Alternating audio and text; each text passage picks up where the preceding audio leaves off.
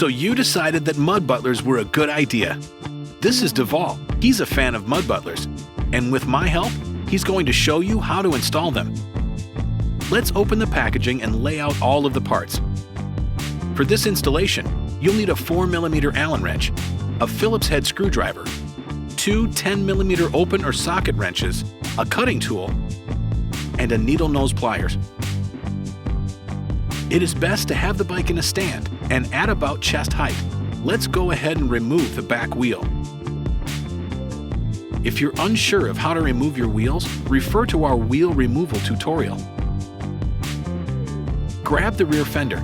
It is slightly longer than the front fender. Start preparing it. To do so, you'll need two leather washers, two Phillips head screws, one silver plate, and one black fender mount plate. Using a fender mount plate, feed the two screws through with the leather washers. Lay the strut over the fender. Now place the silver plate on the underside and screw down both screws. Using the lines on the strut as a reference, make sure that the strut is straight. Go ahead and do this same process for the front fender.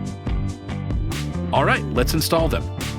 Find the bridge clip, an Allen bolt, and smaller washer. Center the bridge clip at the mount on the support between your seat stay. Place the washer on the bolt and tighten it down.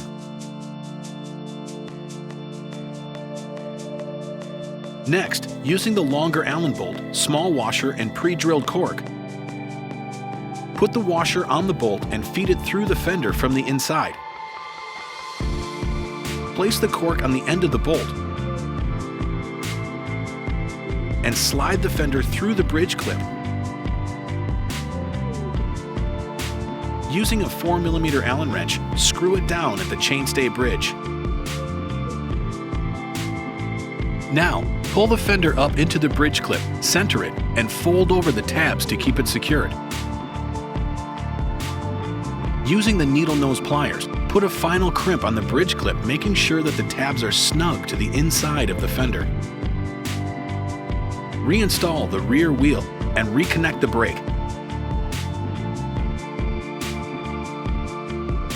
Using a bolt, washer, and clip, put the washer on the bolt, then through the clip, and slide it over the end of the strut. Mount the strut to the frame near the rear axle. Adjusting length on one side or the other is how you center the fender over the tire, and you want it to sit no closer than ½ inch from the tire. Now screw down the bolts, compressing the metal clip until they're firmly tightened. Alright, moving on to the front wheel. Just as you did with the rear, disconnect your front brakes and remove the front wheel.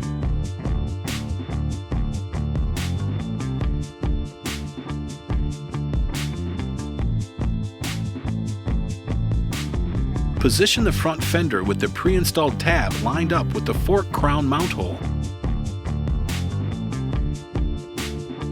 All handsome models require bending the tab forward to clear the lower headset cup.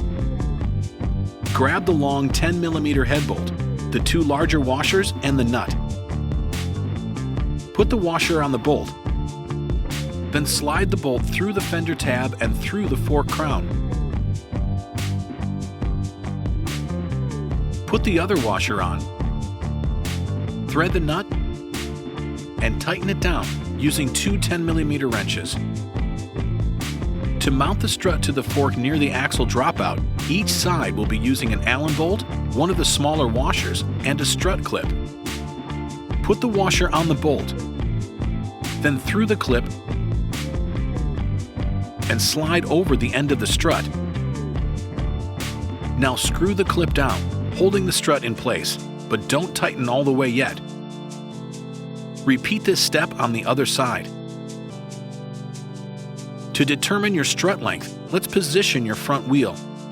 Push the fender in to sit no closer than ½ inch from the tire. Holding the fender in place, mark the strut where you will cut it. Make sure to check a few times before you cut the strut. You can always cut more off if it's too long. Reinstall the front wheel and reconnect your front brake, making sure that it's centered in the fork.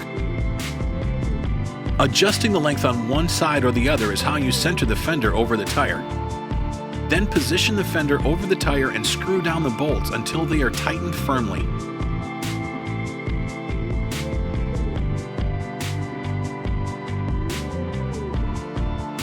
Well, me, you, and Duvall just installed some fenders, and as you can see, he's ready to go test them out. I totally understand if you want to leave too. Go ahead, I'll be fine.